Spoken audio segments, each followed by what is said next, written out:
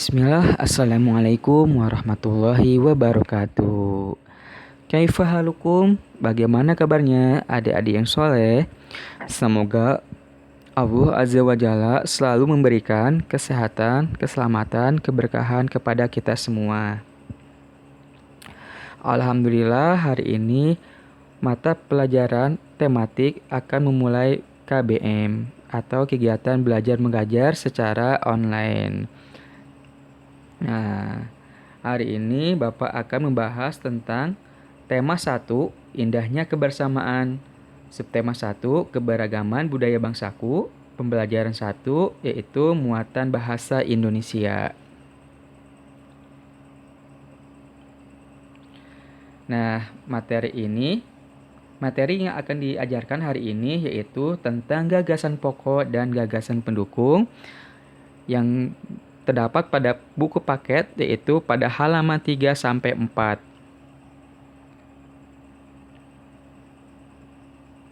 Nah, adik-adik yang soleh, ada yang tahu apa sih gagasan pokok itu? Gagasan pokok adalah topik yang dibahas pada suatu teks. Gagasan pokok disebut juga dengan gagasan utama atau ide pokok. Nah, gagasan pokok dapat disampaikan secara tersurat dan tersirat. Nah, yang pertama secara tersurat. Secara tersurat, gagasan pokok dapat ditemukan pada awal, akhir, atau awal dan akhir paragraf. Sedangkan secara tersirat, gagasan pokok dapat ditemukan dengan cara membaca seluruh kalimat pada paragraf atau isi kandungan dari paragraf tersebut.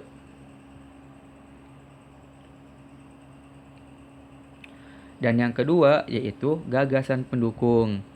Gagasan pendukung adalah uraian atau informasi tambahan pada suatu teks yang terletak pada kalimat penjelas. Nah, untuk menentukan gagasan pokok dan gagasan pendukung suatu teks, maka adik-adik yang soleh harus melakukan hal ini sebelumnya. Yang pertama, bacalah teks dengan seksama. Yang kedua, cermati kalimat pertama hingga kalimat terakhir pada setiap paragraf.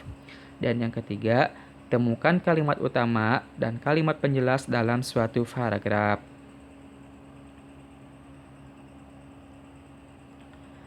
Nah, maka perhatikan contoh gagasan pokok dan gagasan pendukung pada teks bacaan yang berjudul Batik. Batik merupakan kain tradisional Indonesia. Kain batik dihasilkan dengan cara dilukis atau dicetak menggunakan lilin yang dipanaskan. Kain batik berasal dari Pulau Jawa. Seiring berkembangnya waktu, batik tidak hanya ada di Pulau Jawa. Beberapa daerah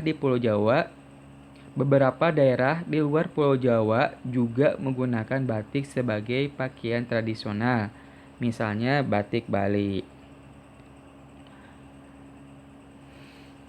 Nah, dari teks bacaan di atas yang berjudul Batik, maka kita akan menemukan kalimat utama dan kalimat penjelas. Nah, kalimat utamanya terdapat pada awal paragraf, yaitu batik merupakan kain yang memiliki motif tradisional asli Indonesia. Sedangkan kalimat penjelasnya yaitu 1. Kain batik dihasilkan dengan cara dilukis atau dicetak menggunakan lilin yang dipanaskan. Kain batik berasal dari Pulau Jawa. Dan yang ketiga, seiring berkembangnya waktu, batik tidak hanya di Pulau Jawa. Dan yang keempat, beberapa daerah di luar Pulau Jawa juga menggunakan batik sebagai pakaian tradisional. Misalnya, batik Bali.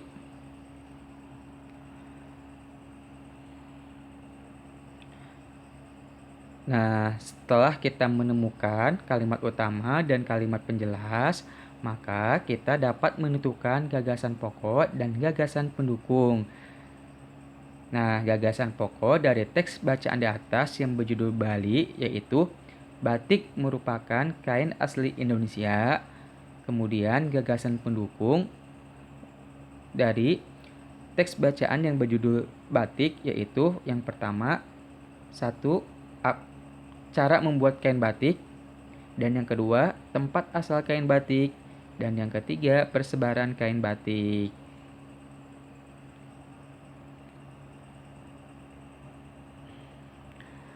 Alhamdulillah materi telah disampaikan. Semoga ilmu yang disampaikan dapat bermanfaat bagi adik-adik yang soleh sekalian. Sekian dari Bapak. Jazakumullah khairan. Wassalamualaikum warahmatullahi wabarakatuh.